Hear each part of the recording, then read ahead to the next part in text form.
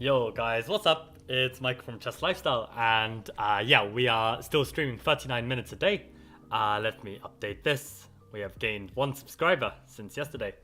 And I thought for today, we would train some Lee Study blind tactics, as well as take a look at some more chess mood, and see how that goes. We were basically solving this tactics ninja, and we've gone through a lot of the tests, and I believe we are now on double attacks. So, in fact, I've been so busy that I completely forgot that actually this weekend I'm playing in the British Rapid Play. So that's going to be a pretty big tournament, and I think it's 11 rounds of 15 minutes plus 10. So yeah, I really want to try and get back into seeing a lot, being sharp. So yeah, we're gonna start there. So we're gonna begin with some blind tactics. Let's begin. Okay, so without evaluating the position, let's just try and visualize the final position. There's Queen c3 check, King h6, Queen c8, Bishop g7, Queen g4, f5, Queen f4 check, King h5, g4 check, f takes g4. So in that final position, I believe the black king is on h5, the white queen is on f4, black's just taken our pawn on g4. So in this position, because the black king is so weak, I would want to be trying to play for checkmate. I don't think our rook's moved, has it? I don't think it has. So if that's the final position, I mean, we're 2 bishops for a rook down. We're about to recapture the pawn. But the question is, how best to recapture? Now, if I go, we can't take back with the f pawn despite the discovered attack on the queen, because I believe this pawn is pinned.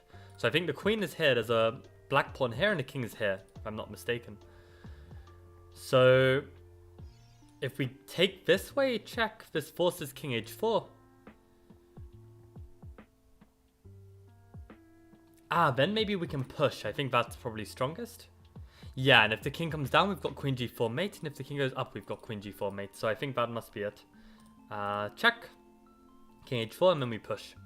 King h5, and then it's mate. Nice. Okay. Let's do another one of these, just to warm up.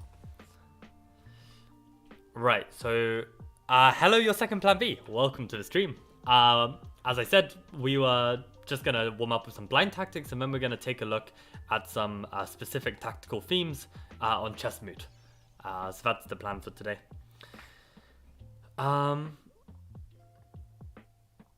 Okay, so without evaluating, let's just calculate. Visualize. So f4, knight takes f4, queen f3, rook e7, bishop takes e5, knight takes h3. For some reason I thought that was a check. I thought this was my king. Okay, so yeah, I should just take a note of what all the pieces are. Okay, so f4, knight takes f4, queen f3, rook e7, bishop takes e5, knight takes h3, bishop f6, rook takes e1, rook takes e1, knight g5, queen h1, and knight e6.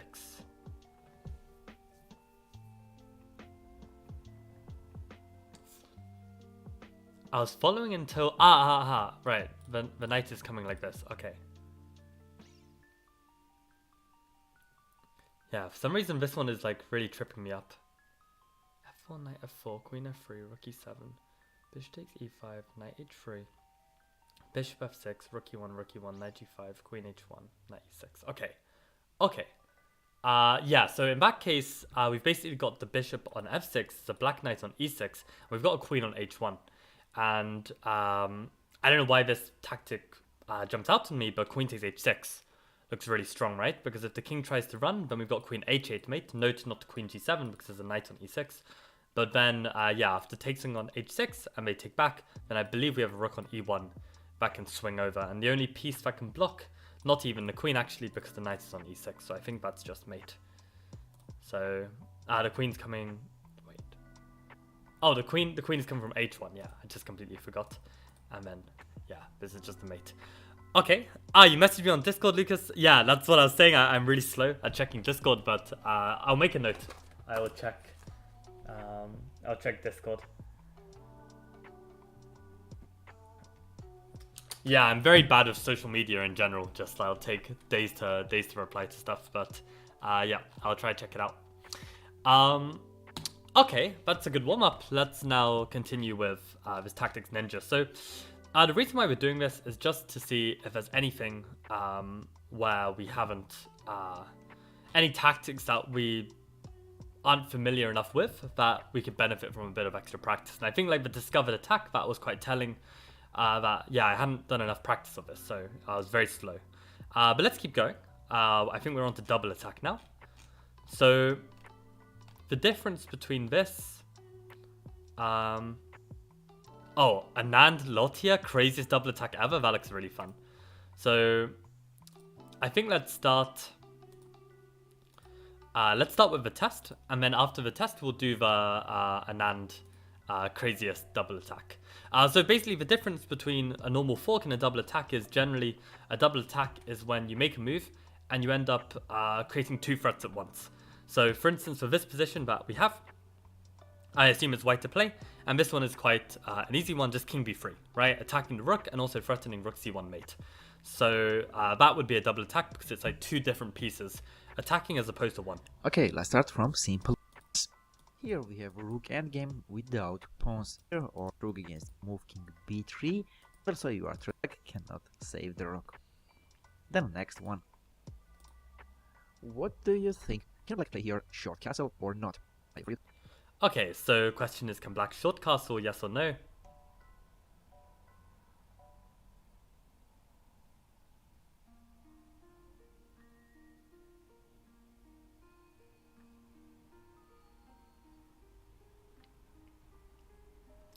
Yeah, this feels so horrible to have the castle, based on the fact that I've got like hardly any defense on this side of the board. Like, yeah, this makes me very uncomfortable.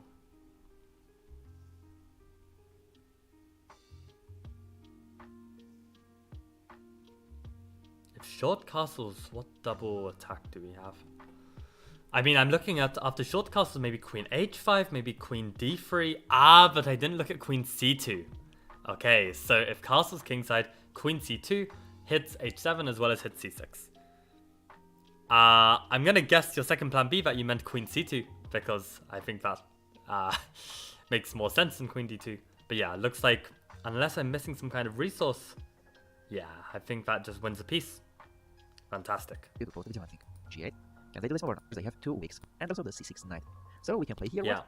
You said basically you are correct. Now you want to take the knight on c6. Yeah, so this is the other thing with like properly evaluating the position. I kind of just started looking at ideas without actually looking at the position.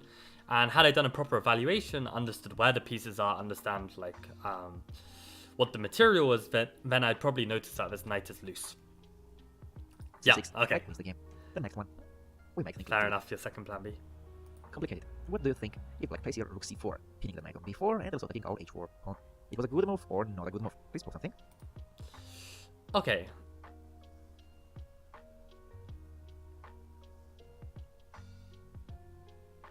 Like at first glance it looks fine. I think we've got the move knight d5. And the point is they can't take the rook because we're threatening knight e7 mate. And they don't have any checks, like c3 and e4 are covered, the knight can't give check. So after knight d5, the reason why it's a double attack is because we're attacking the e7 square to give mate, and we're also hitting the loose rook on c4. So such a tricky move like rook c4, you gotta be extremely careful. Okay, now because we knight e7, beautiful mate, knight e7 is giving the check and also cover. If it's a double attack, we want to play knight e7 mate, and also we want to take the rook. White wins the game. The next one. It's white to move, how to continue. You have seen this idea already in the previous league. Okay. Okay, so immediately, again, no checks in this position. We can play bishop f8. They can't take the bishop because we take the queen, and if they take the queen, we play bishop g7 mate. So that's pretty simple. Examples. I help you, bishop f8, and threatening queen. If queen c4, b7, it's not a mate, but after queen g7, h8. A tricky one. It's white to move. What would you play here? Okay, so at first glance, it looks like e5 is looking good, but then black can always play knight f5. And you could try like something like g4, but then they could play queen g5. And it doesn't look like it's quite working. So in that case, then you see rook takes d6. And the point is after queen takes d6, then you can play e5. and black cannot stop the checkmate, as well as save the queen. Right, even... I'm just making sure, yeah, that doesn't work. So I was thinking rook takes d6, queen takes d6, e5, maybe rook c8 to try and deflect the queen off the back rank with some back rank checkmate, and maybe queen takes h7 wouldn't work, but in fact, you know, rook c8 is just hanging, right? We can just play queen takes c8 and just be winning. So, yeah, takes on d6, Okay. If you said e5, push should I be e5. no, c2, mate. Closing here g4, attacking the move to 5. Yeah, King on okay, g4, so we take solve it, away, and that's here good. is the option. Do you see it? Okay, rook d6, queen Yeah. d4, knight f5. Same time, with the knight. A little bit challenging one. It's black to move. They can take the e4 knight with the rook or with the pawn. Which one to do? Okay, rook or pawn.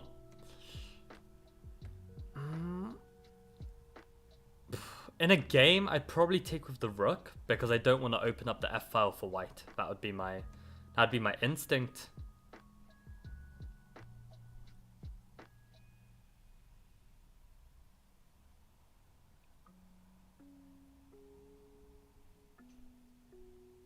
Yeah, and I'm seeing actually that probably is the point, right? Like after pawn takes, then a move like bishop e5 looks really scary.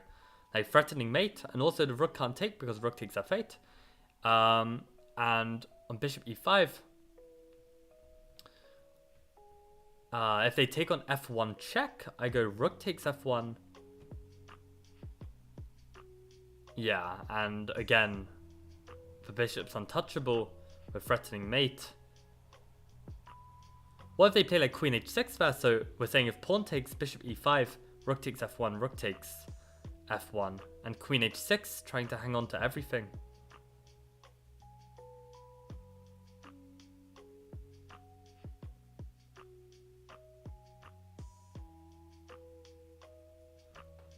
Not sure. Maybe there's a better move. After pawn takes e4, maybe there's a stronger move.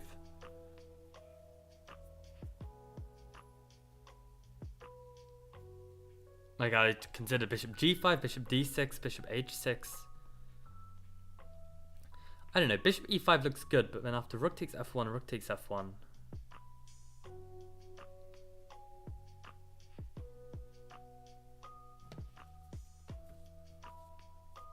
So, is that fine? Is rook takes e4 a problem then?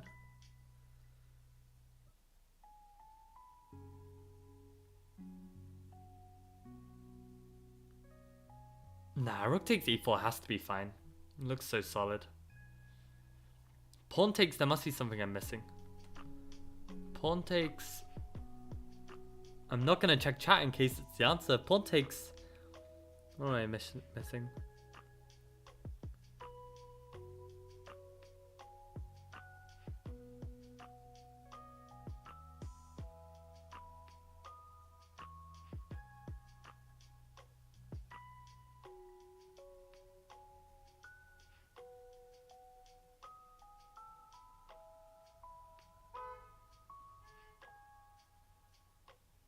I think the final move is queen e7, actually, there. Right? Like, if pawn takes bishop e5, rook takes f1, rook takes f1, queen h6, then I think we have queen e7. And it's funny, because I actually saw this move earlier, but then I didn't really see the point, but now I realize that there is a second point, that we're actually threatening rook f8. And I don't think there's a way to stop rook f8 with mate. And of course, the point is the rook can't take the queen because of rook f8. Okay, so... second plan B suggests pawn takes might be better, rook takes, queen can retake. This is wild. Rook takes e4, queen takes e4, pawn takes e4. The problem with bishop g5 is that the rook can take on f1 with check. Right? Unless rook takes f1 and there's no way to stop a back rank, which would be insane. Rook takes e4, queen takes e4, pawn takes e4, bishop g5. No way. That is ridiculous.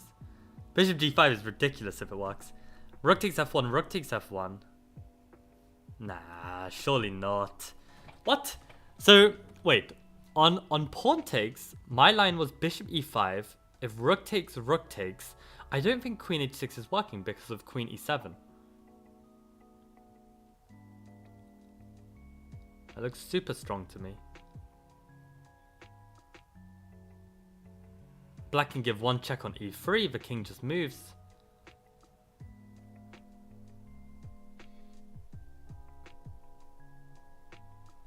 So is there another defense after pawn takes bishop e5, rook takes? Is there a better move here? Maybe rook g8?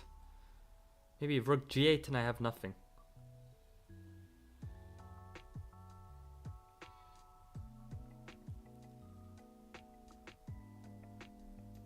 No, not even, because then I can go queen takes g7, check, rook takes, and then rook f8.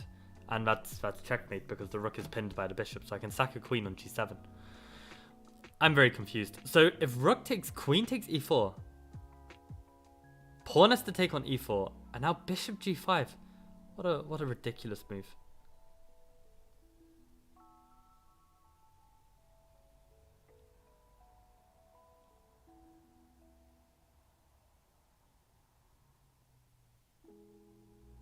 Rook takes f1, rook takes f1.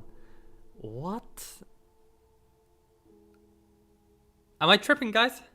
In my line, if rook takes f1, rook takes f1, yeah, black rank is threatened, queen is hanging. I completely understand. I completely understand second plan B, but I don't see what's wrong with my line either. I don't see what's wrong. I feel like in both variations, white is winning. So he must be missing some kind of resource.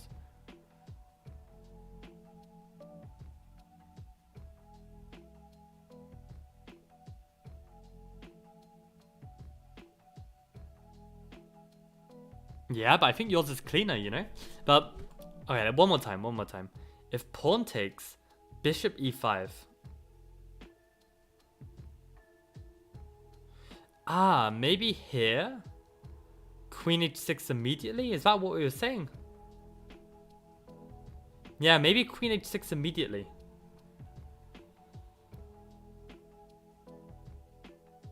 Yeah, like not to trade rooks, because if you trade rooks, then you basically allow white another attacker. If you don't trade rooks and you just defend g7, then you're fine. Right, so I think that's the point. On pawn takes, bishop e5, and just simply queen h6 or maybe even rook g8. I think both are probably just defending. Wow. So the problem with rook takes e4 was that the black rank is weakened, and I kind of felt that. But I just thought that it would be solid enough. But of course, we should consider what happens if queen takes e4, opening up the back rank. So yes, your second plan B, I think you're correct.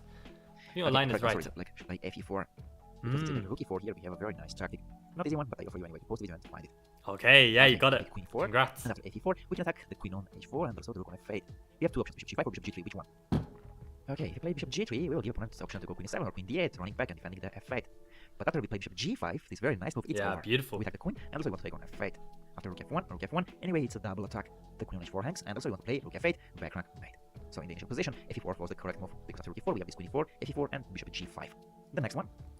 Ah, that's kind of poor from Avatic not to show the lines though, because there were all kinds of lines that lost after pawn takes, right? So yeah, I think a lot of the lines we saw were actually losing. I don't think it was incorrect calculation, but we just missed that. Yeah, there were also defensive resources as well. So yeah, just because you see like one line working doesn't mean that the whole line works. Like you need to make sure that it works in every possibility that the opponent can try. Okay, so wait, let me see if there was any prompt. And bishop g5. The next one. Not a simple but a very nice one. What would you play here if opponent plays queen a5? White to move, please pause and think. Okay. There's queen a5, what to play?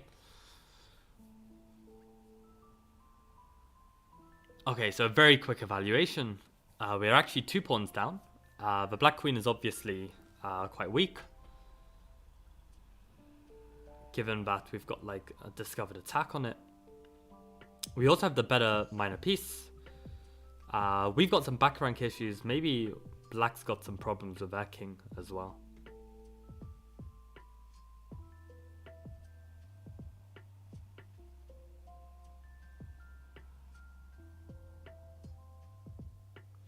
We could play knight f6 check, with the point that if pawn takes, then rook g3 check, and then pick up the queen. But is that enough to be better? Yeah, it should be right, because we're not even sacrificing a rook and a knight, we're just sacrificing a knight. So I think just knight f6, and then the point is if black doesn't take on f6 and they play king h8, then we can play rook h3, and that's the double attack, because we're attacking h7 with mate, and we're attacking the queen. And this is the one time when the knight and rook actually link up well, is when the knight is on this diagonal away from the corner. So I think it must be knight f6. Okay, so queen With rook a5 is h3. already defended. If we can successfully move our rook somewhere, Knight make e7 threat looks defensive nice. knight. So knight e7, it did cross my mind very, very briefly, but I didn't see it working. I think like, I don't see why. I mean, if bishop takes, then I guess that's the point of rook c8 check, and after rook takes, you take the queen, but you have sacrificed a knight and a rook, which is worse than just sacking a knight. And also, knight e7, I wonder if they can just take with the rook and just avoid any discovered attacks on the queen. This might be alright. a5, we will have two threats and we will win the game, but how to do that? Uh-huh. Okay, if you play here rook g3, attacking the queen on a5, and after queen d2 we play knight f6 check using the pin, it doesn't give us anything, we can play king h8. But Exactly. what we can play after queen a5? We can play here knight f6. If gf6, now what will you do? Okay, we play rook g3 check, and next one we take the queen. So Yeah. knight f6, we cannot take gf6. And here, please, okay, if you say rook h3, bravo. Yield it, and also Okay, great. Perfect. So let's now move on to Anand Loitier. And also, just to mention your second plan B, I'm very glad that you're like just giving your best shot. Like, it's very important that when you try and solve these, you try and give an answer even if you're wrong.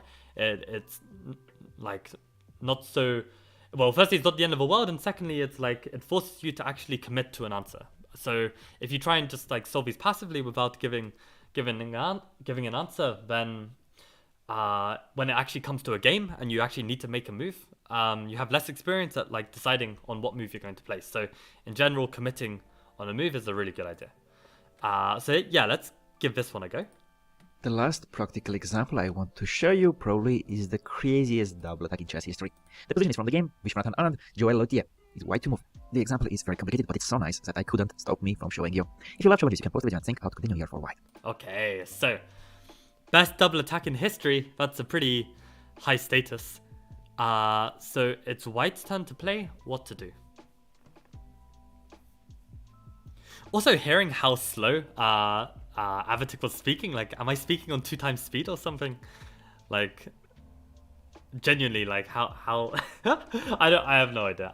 Anyway, I'm not gonna check chat just in case. Probably there's some messages about the previous thing I mentioned, but just in case there's any kind of answers, I want to just look. So let's give this position a proper evaluation. So,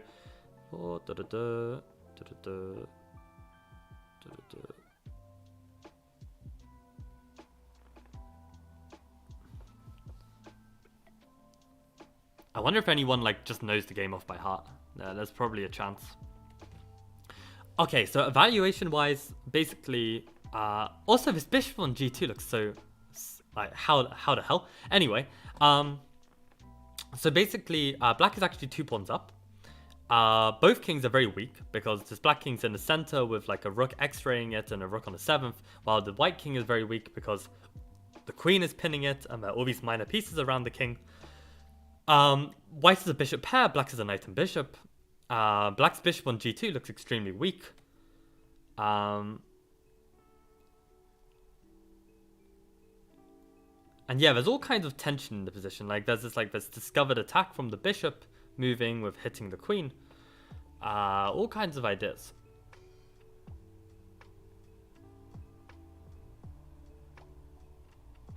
So, okay, let's have some candidate moves. So I think really what we should be aiming to do is to like resolve this tension in the position and try and get material up. I think in a real game I would have this goal as well. Feeling that like maybe I've got just enough in the position to execute like something and get some material gains.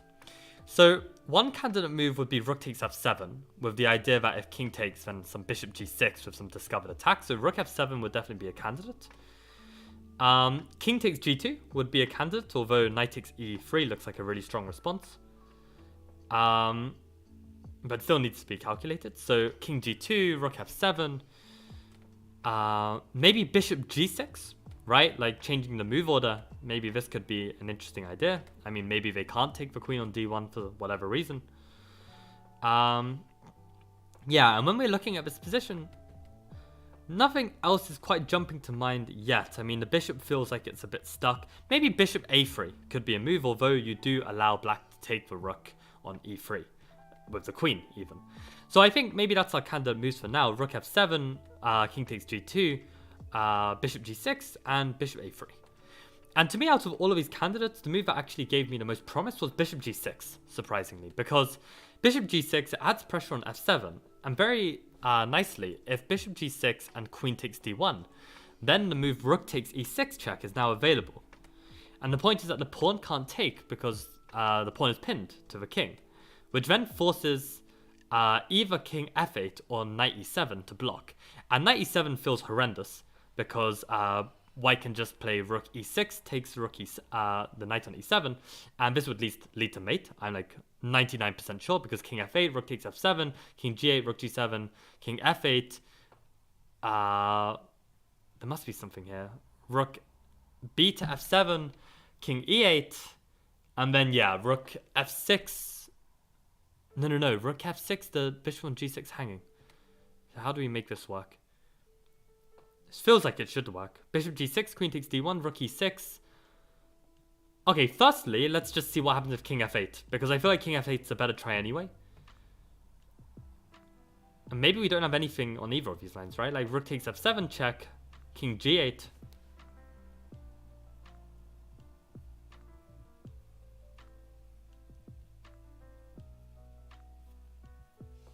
Yeah, it looks like...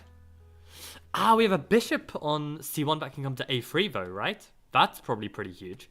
So... let's go once more. Bishop g6, queen takes d1, rook takes e6 check. If king f8, maybe here we can go bishop a3 check.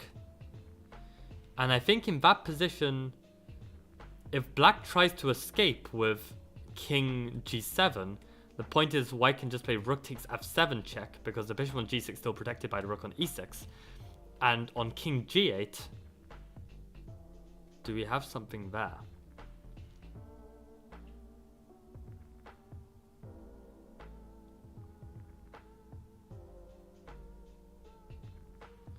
Maybe we could... no. What about bishop takes... no. Bishop takes h7... there's even king takes f7. Feels like black should be escaping. So maybe this bishop g6 isn't quite working. Queen takes d1. Is there any other move order we can try?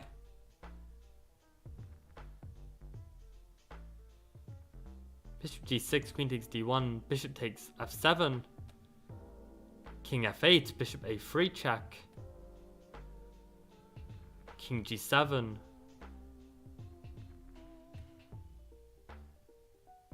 Maybe bishop... maybe that's mating actually. Bishop h5 check, but then king g8. Don't see how we deliver a mate there. If king were to move to f6, then I think rook f7 would be a checkmate. No, it wouldn't, because it's even king g5. Yeah, it's just not quite working.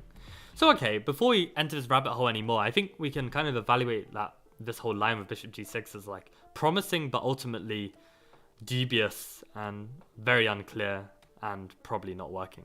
That's how I would feel. So what were the other candidate moves we had? Rook takes f7 was one, bishop a3 was one, and king takes g2 was one. So if rook takes f7, the idea is that if king takes f7, then we'd have bishop g6 check, and however black takes the bishop, we'd then be able to play queen takes d4, and we would have given up a rook and a bishop for a queen and a pawn. Of course, there's still a lot of tension in the position, but it feels very promising if that were to happen. So after rook takes f7, I feel like black would ideally not want to take back. And the thing is rook takes f7 really strong enough of a threat? Like after rook takes f7, what if knight takes e3? Hitting the queen, defending the bishop. So bishop takes e3 in response, hitting the queen. The queen moves somewhere, like I don't know, queen d6. And in that position, I guess we could move the rook. Like rook takes a7, And what have we achieved? We've kind of won a knight and 2 pawns for... a knight and 2 pawns for a rook, but we were 2 pawns down at the start. Although maybe the bishop on g2 is completely hanging, right? So maybe if rook takes f7, maybe if black cannot take back, then what are they actually doing? Just feels too slow for some reason. Just feels too slow. If knight takes e3, bishop takes e3, queen somewhere. And to be honest, if I saw this in a blitz game, I'd probably play rook takes f7, just because, like, I don't see an immediate win for black. And if there's no immediate win, then it feels like I'm just winning a clean pawn. I mean, my rook on e3 is kind of a goner anyway, right? So rook takes f7, knight e3, bishop e3. Okay, let's say queen a4, protecting the a7 pawn. Oh, but it doesn't matter. We can still play rook takes a7 because the bishop on e3 also hits a7. So yeah, rook takes f7 looks pretty good. I'd probably keep it as a backup if none of the other lines work. I'm not missing anything there, I think. I mean, maybe I can calculate rook f7, king f7, bishop g6 check. And let's say pawn takes g6 and queen takes d4. Like, what happens there? If knight takes e3, just take back with the queen because the queen's being attacked, and then I feel like the bishop should fall. Like bishop h3. I really struggled to believe that bishop's going to survive, but maybe it does. And if it does, how bad is that position?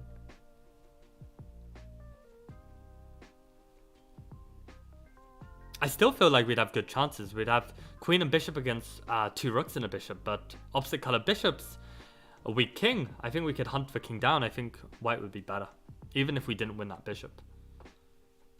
So it looks very promising. What other moves did we have? We had king takes g2. If king takes g2, maybe knight takes e3, bishop takes e3, queen takes e3. And maybe we're just like a clean exchange down and we don't have a way to continue the attack. Yeah, so that definitely looks worse than rook takes f7. And then what about like bishop a3? Not exactly sure what that threatens. Let's say they just play knight takes... well, no. The point is bishop a3. They can even play queen takes e3. Check. We take on g2. Yeah, and this can't be good. Unless the king is so weak in the center, right? But the problem is the knight on d5 is doing such a good job of protecting e7. So I feel like in that position you could go just take the rook, king takes g2, say you're an exchange up, maybe calculate knight f4, check if it's working. Otherwise you just keep the knight on d5, just play a move like rook g8, push h5. I think you should be fine. So I think out of all these candidate moves, I think rook f7 is like the most promising move. Don't really see why it's not working.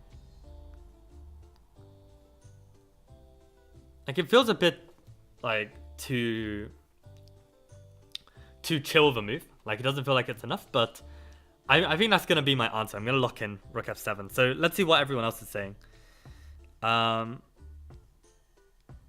you've seen this one before. Was that the previous one or this one? Gus is saying knight f6. Welcome to the stream, Gus. Knight f6, yeah, the previous one was correct. So I really want bishop g6 to work. Yeah, I completely agree. Your second plan B. What is this site? Joe asked. So Joe, welcome to the stream. This is called Chess Mood, and it's a paid resource. So you have to pay a monthly subscription, but there are many, many different videos for all kinds of levels, openings, middle games, end games. I should actually have an affiliate link with them, which I should have like on ready to post, but I don't have it on me. But yeah, you can. You might be able to get like some money off the monthly if you ask me. I might have a link that I can get you some discount. But it's just a very good website that is like lots of GM advice, and we're basically just working through this course called Tactical Ninja, and just trying to learn these different themes. And this is like the hardest double attack ever. I guess like one problem with my rook takes f7 move is that there wasn't much of a double attack. right? Rook f7. I just kind of felt like it was a good position, which is probably not good enough to be honest. But I really couldn't see. I couldn't make bishop g6 work, to be honest. Like bishop d6 is like that double attack kind of idea, but just couldn't make it work. Like one more time, bishop g6, queen d1, bishop f7, king f8. Maybe then bishop a3 check, king g7.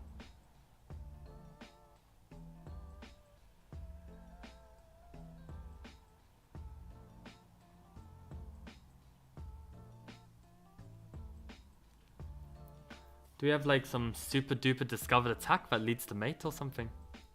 Yeah, let's calculate that one more time. So bishop g6, queen d1. Maybe we forgot to look at this or something. Did we forget? Or did we just not find a way through? Bishop takes f7, king f8, bishop a3 check. Black could try block knight e7 as well. I think blocking knight e7 looks very interesting. Because if bishop takes, then you can take the bishop on f7. I don't know. I'd honestly just play rook takes f7 and be happy with a small edge. Like, I really think, like, this bishop g6, it just feels like maybe I'm missing some resource and maybe Anand can find it, but I feel like it's so unnecessary. Like, rook takes f7 feels already good. Yeah, after bishop g6, there are knight moves that are possible. Bishop g6, queen d1.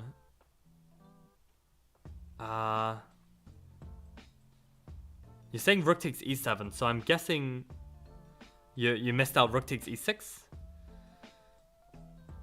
I'm missing bishop h6 resource. Okay, right. So you're saying bishop g6, queen d1, rook e6 check. If king f8, then bishop takes h6 check. Yeah, that is a huge check. Right, and the point is if king g8, then bishop takes f7 mate. So that means, yeah, you're completely right. That's what I missed. So if bishop g6, queen d1, rook e6 check, king f8.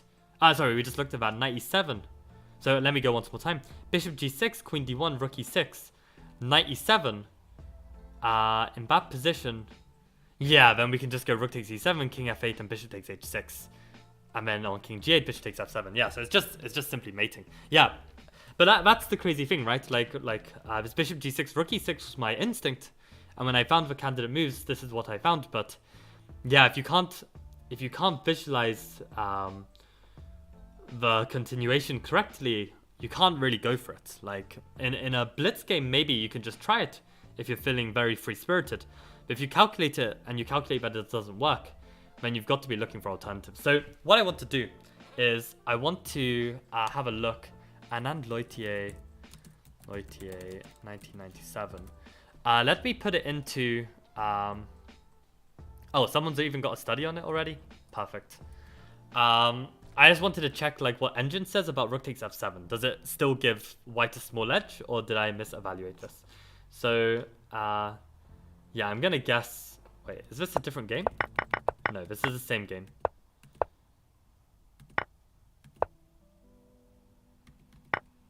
Right, so it's bishop g6 here. So yeah, it's +6 with bishop g6. So rook f7 is just +1. Okay. Wow, queen a1 is a move. Queen a1 is not something that was on my radar. Which I guess is a very annoying move. What was I calculating here? I knew that this wasn't so good. Yeah, and I was calculating that this would be fine for white. Yeah. So I felt like this would be fine, and then even but even taking on a7 is not so clear. Just castles, and wow, my king is actually too weak. What is this? Why can't I just take? Because of the bishop. Yeah, I guess this is the problem. That's why I had to strike immediately with this bishop g6. Interesting how queen e1 and queen g1 are also winning, and they were not on my radar. So that's very interesting. Queen e1 seemed actually quite a natural move, which probably should have been a candidate, but yeah. Oh! Knight e7 immediately. Oh, so this is actually way deeper. So in this position, yeah, queen d1 doesn't work because of just a mate in 4, which I failed to see. which is quite shocking. I completely overlooked that this was a move. Completely missed this. Bishop takes h6. But yeah, in fact, actually, in this position, it looks like knight e7 is possible. Revealing the defense onto the queen, but then... Okay, this is just also winning. Wow. And just saying that, okay, the bishop covers f1, and now you're winning the bishop and winning. Crazy, guys. This is... okay, thank you for following your second plan B. Have a good rest of the day. Yeah, so this was... this is a crazy line. This is a crazy line. Which is why I definitely try and avoid these kind of like make or break attacks, because yeah, in the past I used to play this style of chess a lot, and I would get these positions where I'm like +5. I would like be able to get to this position, and then I just can't find the concrete continuation. So okay, one thing to do is just to improve, right? And I will need to do like find these wins sometimes, so of course it's useful. The other thing to do is also just, you know, avoid such positions where you need to, you know, play everything perfectly to go for the win.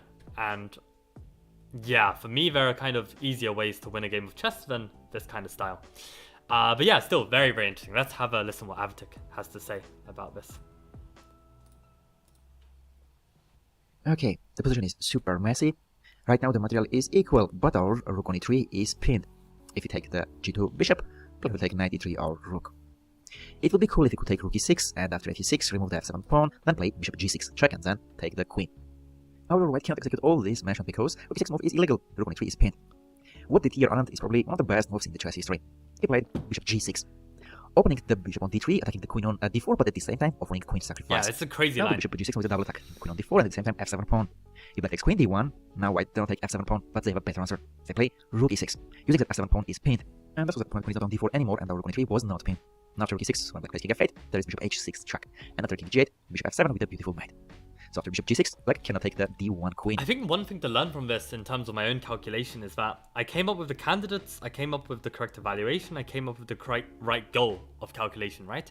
And I even worked out which line to see first. But I think maybe one big mistake was maybe I was just calculating too fast. And maybe this is something to pick up on. Like I kind of tunnel visioned this whole variation where I couldn't see a win and there wasn't one. But completely overlooked that bishop takes h6 is a resource.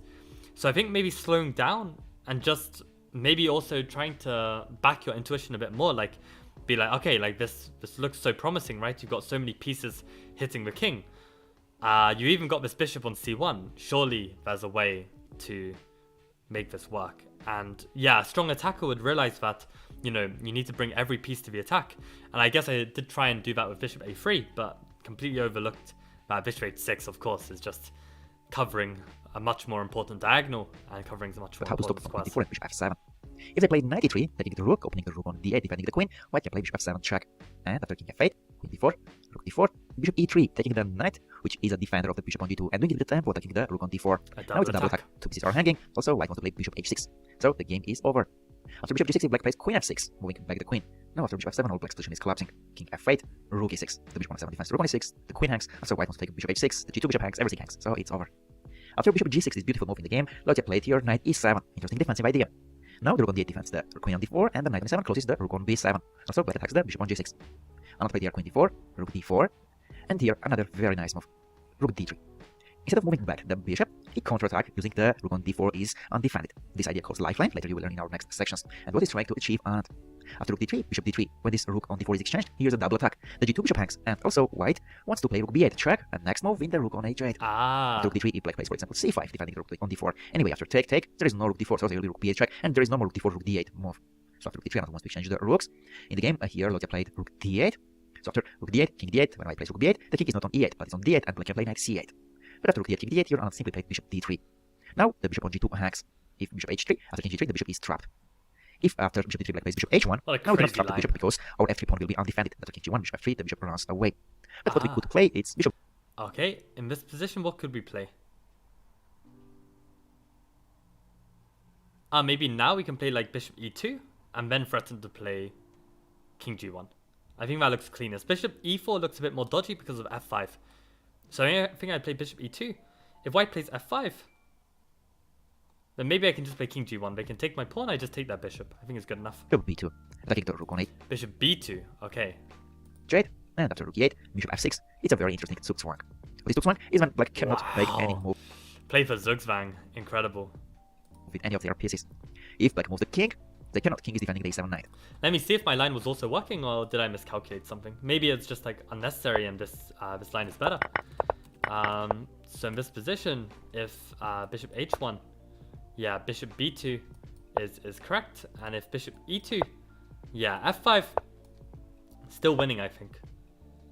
Right, so they can just take some pawns, and maybe this is like more difficult to convert, but yeah, I guess no need to risk that. And in a game, you would probably want to be looking for more before you just settle for bishop e2. I think bishop e2 is, yeah, as Avatic shows, Rook also really cannot strong move move. defending the e7 knight. Bishop on h1, they cannot make a move. Bishop f3, king f3. So the only moves they can make are with the pawns. But these moves with the pawns will be finished, and here white himself has lots of threats. They can play bishop e4, bishop c6, winning the pawn, using that the knight on e7 is pinned. And after bishop e4, bishop c6, white will attack the defender of e7 knight, and it's over. Or white can play bishop e2, defending the f3 pawn, and next playing king g1, trapping the bishop on h1. Now our bishop on d3 is on e2, so after bishop f3 here, we win a piece. So after bishop d3 here, Lottia didn't wait for this everything and resigned. Well, the example was quite complicated, but Wow. as it's probably the Yeah, that was pretty cool. That was pretty cool. And on that note, guys, I think I'm gonna call it a day. I've got some work to get on with, and I'm glad we could do some training. So yeah, basically these next few days probably want to try and prepare for the British Rapid Play. So I'll probably be playing a bit more chess, just trying to speed up a bit, and yeah, see how that goes. So thank you guys all for watching and tuning in. And I guess I will see you tomorrow. Hey, adios.